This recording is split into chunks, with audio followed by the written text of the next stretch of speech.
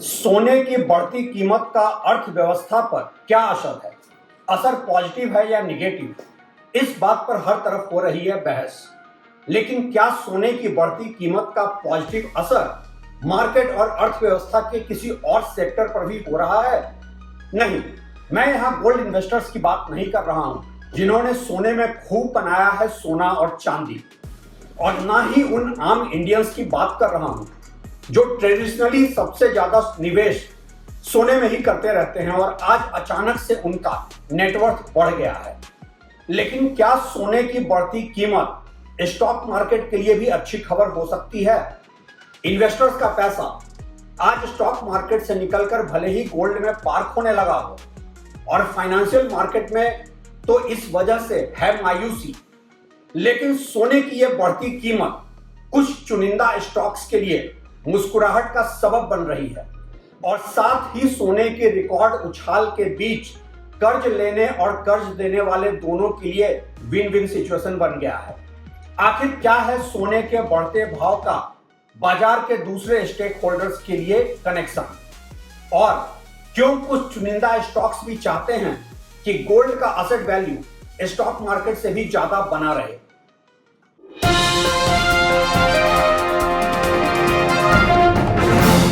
नमस्कार, आप देख रहे हैं ट्रैक टू रियलिटी और मेरा नाम है रवि सिन्हा। सोने की बढ़ती कीमत से कहीं खुशी है तो कहीं है गम। जहां दूसरे असेट क्लास के स्टेक होल्डर्स के लिए सोने की कीमत में रिकॉर्ड उछाल और इन्वेस्टमेंट परेशानी का सबब बन रही है और उनके इन्वेस्टर्स पैसा निकाल रहे हैं, वहीं यह कुछ और लोगों के लिए है मुस्कुराहट की वजह। सोने की कीमत 3 साल में 120% बढ़कर 1,13,000 रुपए प्रति 10 ग्राम पहुंच गई है। जहां एक तरफ ये आम खरीदारों के लिए जो त्योहारों और शादियों में सोने के आभूषण खरीदते थे उनकी पहुंच से बाहर निकल गई है, वहीं दूसरी तरफ बहुत सारे घरों में जहां की एक ट्रेडिशन के तहत गोल्ड रखने का रिवाज रहा है इस देश में, वहां आज ये कमजोर अर्थव्यवस्था और कम होती नौकरियों के बीच एक बहुत बड़ा सहारा बनकर उभरा है। सोने की बढ़ती कीमत ने कई भारतीय घरों में हाल के दिनों में मिले दूसरे आर्थिक झटकों से उबारा भी है। कई घरों में नौकरी छूटने या बिजनेस लॉस होने पर एक संभावित लोन डिफॉल्ट से बचाया भी है।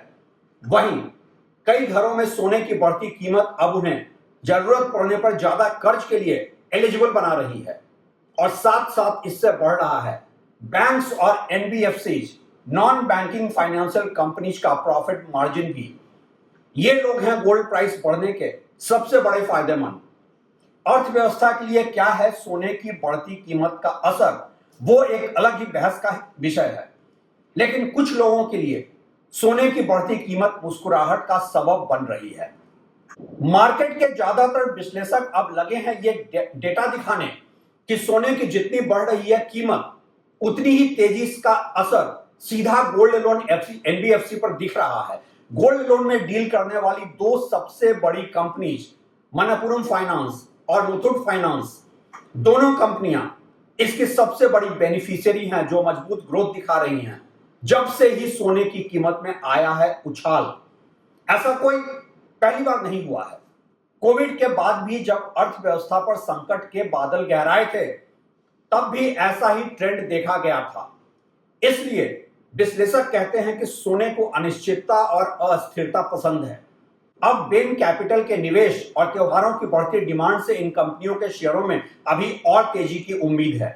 सोने की कीमतें लगातार रिकॉर्ड ऊंचाइयों को छू रही है और निवेशकों का रुझान इस ओर तेजी से बढ़ रहा है।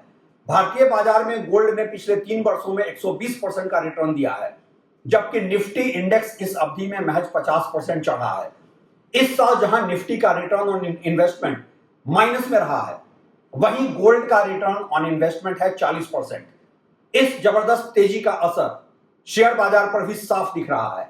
खासकर गोल्ड लोन लेने वाली कंपनियों के शेयर इस ट्रेंड से सीधा फायदा उठा रहे हैं। वैसे कई और दूसरे स्टॉक्स भी हैं जो इनडायरेक्ट गोल्ड के लेन देन में हैं, उनके भी शेयर्स में तेजी देखने को मिल रही है। सितंबर 2022 में जहां सोने की कीमत 50,000 रुपए प्रति 10 ग्राम के आसपास थी, वहीं सितंबर 2025 में यह 1,13,000 रुपए प्रति 10 ग्राम के स्तर पर पहुंच गई है। रुपए की कमजोरी अंतरराष्ट्रीय बाजारों में मजबूती और कमोडिटी की बढ़ती डिमांड, रिजर्व बैंक के रिकॉर्ड सोना खरीदने से त्योहारों की संभावित डिमांड और इन सब के बीच अब सट्टेबाजों की दिलचस्पी ने इस तेजी को और मजबूत किया है। डॉलर के मुकाबले रुपए की गिरावट ने भी गोल्ड प्राइस को नई ऊंचाई दी है। अभी हालत यह है कि आम निवेशक भी शॉर्ट टर्म रिटर्न के लिए स्टॉक से पैसा निकालकर गोल्ड में निवेश कर रहे हैं।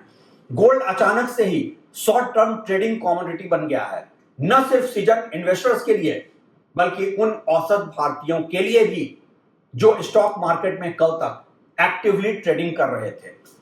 सोने में आमतौर पर इस तरह की सट्टेबाजी एक नया ही ट्रेंड है इस देश में।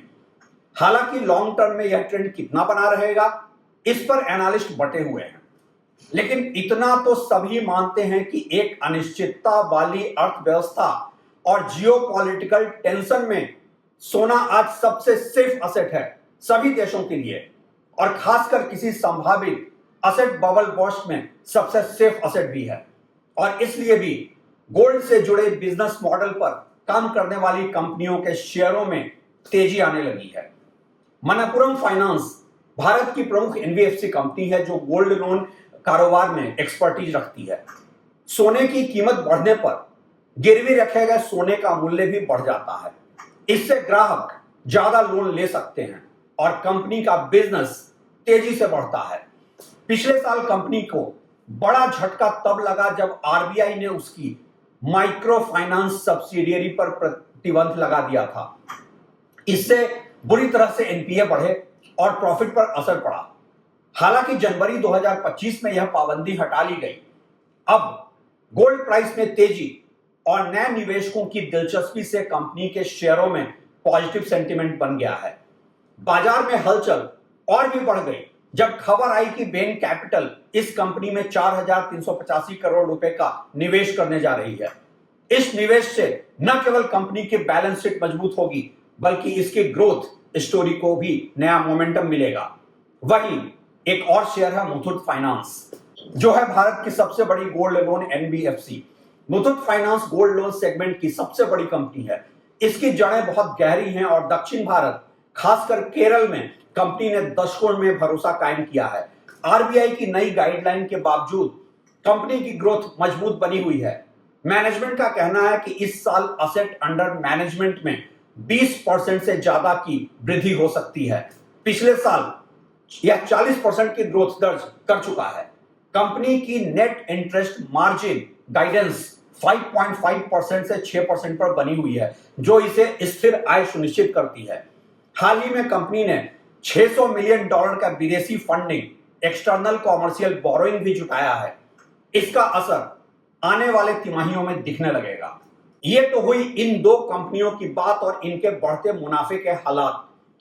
अब करते हैं आम निवेशकों के काम की बात।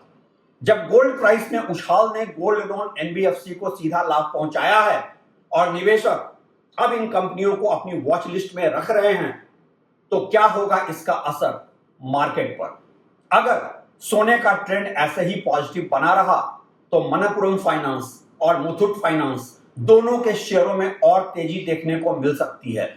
ज्यादातर विश्लेषकों का मानना है कि अगर गोल्ड प्राइस का बुलिश ट्रेंड जारी रहा तो यह न सिर्फ लॉन्ग टर्म के लिए अच्छा इन्वेस्टमेंट है, बल्कि अभी ये शेयर शॉर्ट और मिड टर्म में भी अच्छे रिटर्न दे सकते हैं।